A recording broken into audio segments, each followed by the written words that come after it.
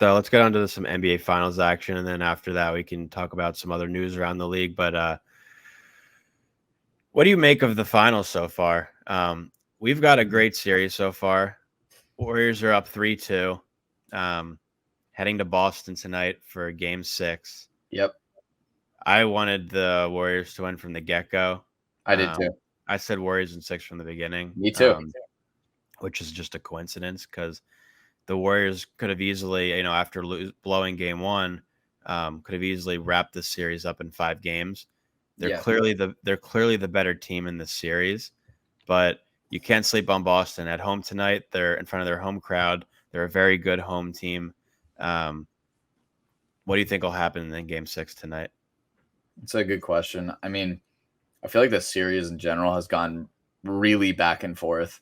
Mm-hmm. And also, I think the end score hasn't really shown like how close these games have been, as well as how much of, like, for example, Game 5, they only lost by 10, Boston did, but it was actually a huge blowout.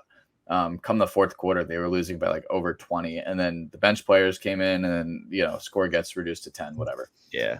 Tonight, I think the Celtics will win this game tonight. I wish the Warriors win, because what a screw you, like an FU moment to like do it in their stadium. Like that's awesome.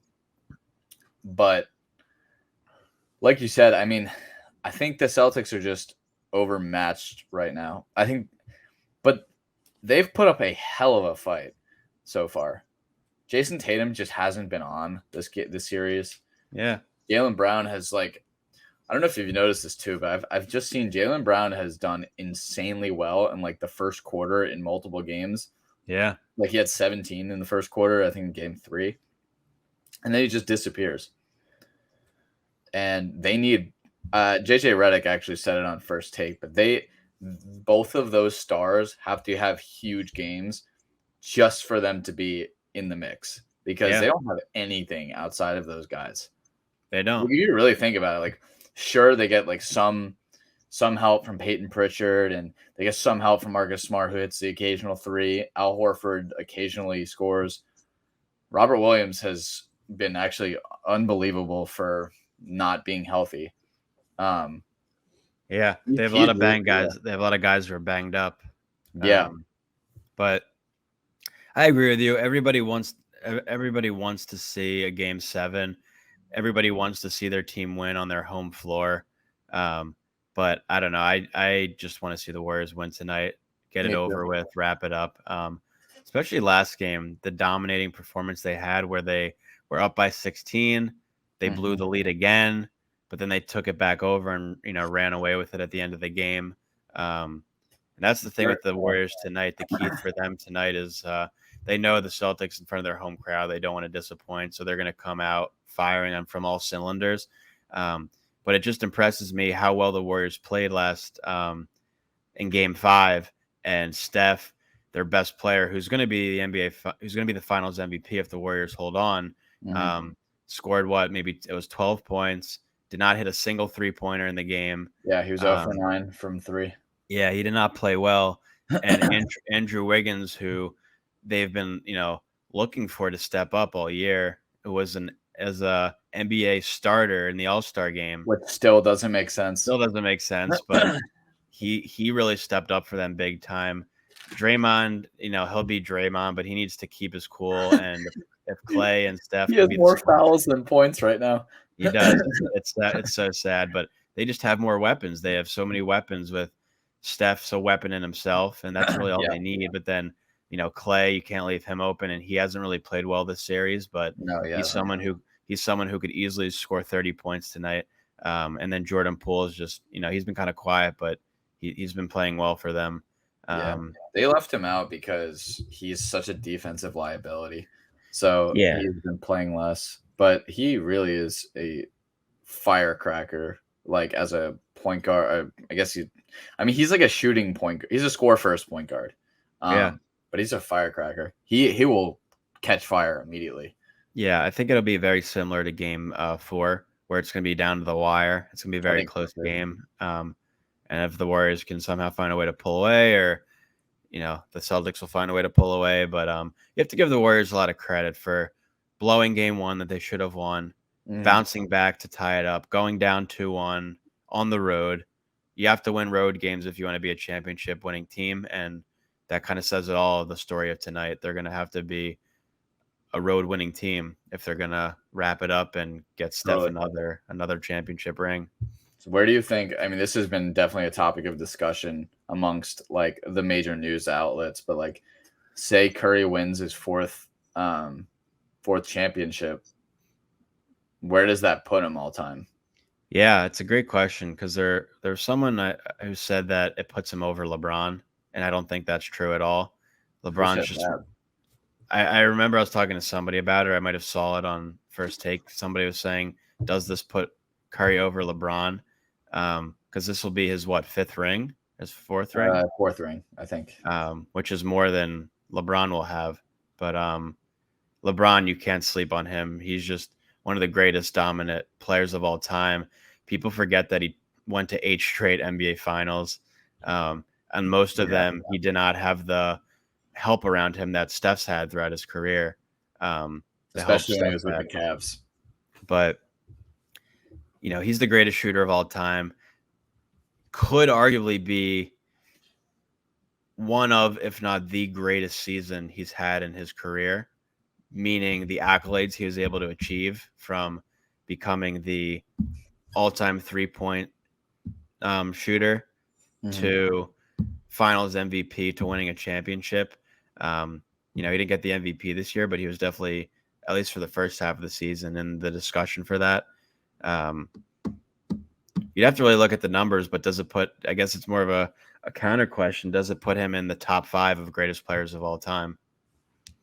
I don't know, to be honest. I'd have to really think about it. I mean, I don't think you can take him over. Like MJ and LeBron will, and I don't even love LeBron, but like they will always be top 5 no matter. Like it's, they're 2 of the best players ever.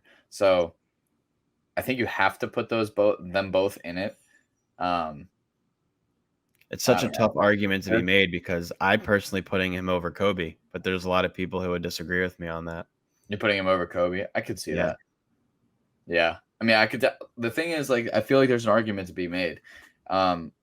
And no one has had a bigger impact on the game of basketball than Steph Curry has. He redefined the game of shooting. And I even see myself doing this too, where I was literally playing basketball last night and I thought of this with when Clay had that breakaway layup and he passed it to Curry for 3, how you should always be told, when you're in 2-on-1 on the fast break, you run for the layup. Yep. But I saw myself fading to the 3-point line. Sure enough, I knocked it down. But it's just like it's not a I want to say it's not a smart play, but it's just not like a logical basketball play to be fading to the 3-point line on a fast break. It's a much harder shot than a contested layup. But it changed everything because it's also partly with like, I mean, it sounds stupid, but like it's because it's 3 instead of 2 points.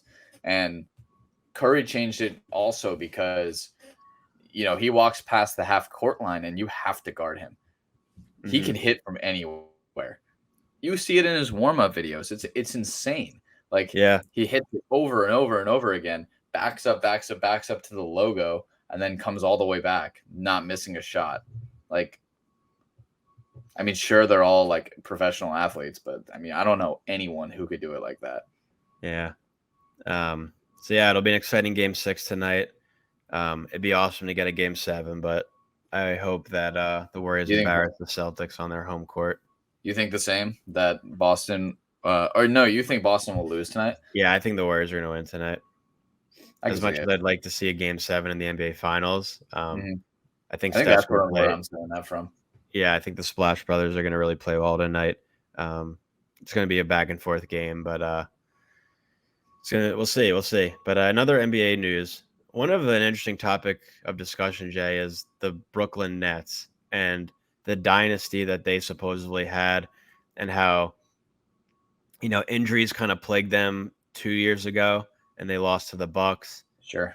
Who ended up becoming the champions, but they just had so much hype around them, and then just everything from Kyrie not playing because of not wanting to get vaccinated to James Harden leaving and coming to the Sixers. And now there's just more controversy with Kyrie basically being like, I do not want to stay here unless I get this enormous deal. What does that say as Kyrie as a player? And what do you think Kevin Durant's going to do if Kyrie leaves and he's the only player on that team? Because if that's the case, they're not winning a championship realistically. Yeah, I don't think Kevin Durant will let management let him walk. Yeah. I think Kevin Durant's too important to the franchise, because without him, then they're just stuck with Ben Simmons, and like, who wants that, right? Yeah. So, no, it's a great question. I think I hate Kyrie. Like, let that be known. I absolutely hate Kyrie, and it's not because he and Durant chose the Nets over the Knicks. I hate Kyrie. You don't say that. Oh, I said it. Who claimed? I have a lot of issues with Kyrie, but like the fact that he claimed himself to be a martyr because he didn't get vaccinated is the dumbest fucking thing I've ever heard in my life. It is so stupid, and he is an idiot. He's the same guy who said that the world was flat. Like, you're an idiot, dude. Yes, you are easily one of the most talented, by like pure talent, point And guard. that's in my opinion, that's the only reason how he's able to get away with all this BS is Totally because agree he's with so talented, and it's hard to let someone like him walk. Absolutely. Where I don't have a good example, but like if Ben Simmons pulled this kind of crap, which he sort of did in a way, no team's going to put up with that. Right. And it's just because he's immensely talented, and everyone knows that when he plays, they are better for it. You know, that's the only reason. Like, him as a human, the fact that he played half the games and had easily the choice to be vaccinated and just play, as every other person on that team was. I just think if I'm the Nets, he's just too much of a headache for me, and I would see what I can get with him in a sign and trade. Mm-hmm. Yeah, sign and trade. Yeah. So I don't know. I do think that he won't go anywhere though. As long as Kevin Durant's there, Kevin Durant is too smart to like. He knows Kyrie is his best chance of winning, and now that they don't have Harden either, like they need to see what they have with Ben Simmons. Like they have to. So I think that they'll probably make some moves this offseason, or they have to, or they are screwed. So this Nets team, similar to how the Sixers, when they went all in with Harden, they pushed their chips to the middle. I mean, they recouped some value because of what the Sixers paid for Harden, but they pushed their chips to the middle when they got Harden, when they got Kyrie, when they got Durant, and they can't be a rebuilding team as when you have an aging Kevin Durant on your team. So they don't have a choice really, as long as he's on that team, I think. Well, let me quickly throw something out there that I'm sure will change your feelings towards Kyrie pretty quickly. If he doesn't get the contract he wants, but someone like the New York Knicks are willing to offer it to him, I would not be happy. You would not be happy, even if he could make you guys a playoff team? I don't care. I hate him. I don't care if he made us a playoff team. Like I would celebrate the Knicks. I would not celebrate Kyrie Irving. I'm buying you his jersey. No, I'll burn it. You're wearing it. I'll burn it. You're gonna like it. You can't make me. Kyrie Irving is just a shit human, and I want nothing to do with him on the Knicks. I'm very glad he never came there. I don't think that. I mean, this is kind of a separate conversation, and we could talk about this more next episode when we go over our NBA mock draft. Am I right? There's I don't know what the Knicks will do. They got screwed in the lottery again. Well, not really screwed. They stayed pat, but like they haven't moved up in the lottery in like 20 years. Or maybe even longer. It's crazy. The NBA is rigged, but I don't know what they'll do. I'm curious what many teams will do. Mm-hmm. A lot of teams, and this is I guess this is newsworthy almost. Is like the Hawks are willing to trade John Collins to move up in the draft. The Trailblazers, I know, and the Kings for some reason are two teams that are willing to trade their draft picks for like win now veterans. I don't understand why either. Both of them are very far off, I think so.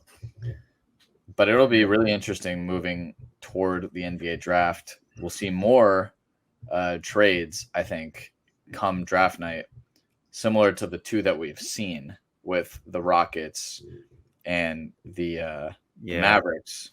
The Rockets getting Christian Wood was huge for them. Other way around. The Mavs getting Christian Wood was huge for them because they got to the Western Conference Finals. That team has so much talent with they needed Luka. Rebounding. Yeah, and Christian Wood has a lot of talent. If they can keep Jalen Brunson, there's no reason why they're not going to be able to get back to the Western Conference Finals again next year. After taking down the Suns, which was Christian Wood is a big get. Yeah. I totally agree with you. That is a very big get. And so the total deal was Christian Wood went to the Mavericks. The Mavericks traded the 26th pick, Boban, who's a phenomenal actor. I love Boban. Speaking of Boban, did you see Hustle? I did not, but I saw that they were in it. The Sixers. Yeah. Boban was in it as well. Did you watch it? Was it good? I did. I didn't love it. You'd think I would because of my love for Adam Sandler and basketball. I love Adam Sandler. But I don't know. I thought it was definitely worth watching. I just didn't think as itself it was like a great movie. I know it had everything I wanted. Just basketball, Adam Sandler incorporating in the city of Philadelphia, Adam Sandler being an agent and a coach. It had a good story to it, but you have to just kind of see it to understand. It's just like I don't know. It's not about Juancho, right? Like, or I know that he's the star, Juancho Hernangomez. It's more about Adam Sandler, I think, and him being an agent and the pull he had and how he was able to just go to a park and find players like Bo Cruz, who is Juancho Hernangomez, and find someone of his talent and able to get him from rags to riches. It's more about Adam Sandler, but a lot of it, stuff like that does happen though. Like Giannis was playing at a gym. There's a whole story on him too, but so Boban, Trey Burke, who's nothing, Marquise Chris, who has actually been on the Rockets, so homecoming for him. Yeah. He's just not worked out anywhere after being picked like 6 or something like that, 7 by the Suns years ago when they drafted him and Dragan Bender. They have really done well since then. So that was one of them. I think it was a horrible, horrible deal for the Rockets. I agree. The Rockets, I guess, know that they're not going anywhere, but like Christian Wood is a young, very talented. I don't know if he's young anymore. Maybe he's like 27. We talked about this in one of our other episodes before, but I believe they still have John Wall. So it's going to be interesting to see what ends up happening with him when or if he ever comes back. You're right. They do have John Wall. I can't believe it. There was supposedly a trade in place with the Lakers, but it never came to fruition. I'm just curious how old Christian Wood is. He's 27, 26. He'll be 27 in September. So that's still a pretty young asset, I feel like. I get the Rockets are completely rebuilding, which makes sense. And they've got some talented guys, and they wanted to open up some time for Sengun. Who's a good player. But I don't know. I mean, they played really, really, really well down the stretch, actually, the Rockets. Yeah, they still have Porter, who's very talented. Yeah. He's so good. He's just such a horrible person. Yeah, troublemaker. Yeah, he's a troublemaker. Like that's why the Cavs got rid of him. And that's also why he fell so far in that draft. Mm-hmm. But yeah, and then the other trade that happened was Denver trading JaMychal Green and to protect OKC. My God, Sam Presti cannot get enough of these freaking first round picks. They're just like a kid in the candy shop. They have so many first round picks. They don't know what to do with them. So it's just like So they just keep getting more. complete rebuilding process for them. They're just going to draft all the rookies that they can and hope some hit. Hope it works out. That's kind of what the Sixers did, basically. It's just like, at what point? I mean, they've definitely hit on some, right? But now they're getting to the point where like Shea is maybe too much money, or did he get an extension? I can't remember. I don't remember. I think he did. You'd have to look it up, but I have to look this up. But Shea Alexander is kind of like, I guess, like outdating the other players on that team. Yeah, like Dort and I think like, Josh Giddey had a good year. Great, yeah. Josh Giddey had a great year. Let's see, contract. I'm curious. Oh yeah, so he did sign. Wait, what the hell? No way it was that much money. Okay, so he actually signed an enormous deal, Shea. Of August of last year, he signed a 5-year, $176 million deal. Holy shit. That's 35 a year. Wow. Way to go, Knicks. Way to miss that one again. Get his teammate who absolutely sucked, Kevin Knox. Good job. Anyway. Yeah. They just they have so many draft picks this year. They have the 2nd and the 12th pick. So assuming that they take either Chet or Paolo. I think it'll be Jabari Smith before Paolo. I think Jabari Smith's going to go number 1. Oh, then yes. Then you're right. Yeah. And they love tall white guys on their team, so they'll probably take Chet. Who's that other guy with the very long name who is like a 7-foot guy, but also so young? He has a really weird name. Okay, maybe that was just wrong of me to say, but I think you're just making shit up. Pogoshevsky or something like that. Pogoshevsky. They have Pogoshevsky on their roster. Yeah, that's what I was thinking of. But yeah, I could see them taking Chet or Paolo, and then at 12, we'll talk about this, when we do our mock draft. But they could easily get a solid player like Mark Williams, who played really well for Duke. Yeah, there's some really good players, and we'll talk about it more later.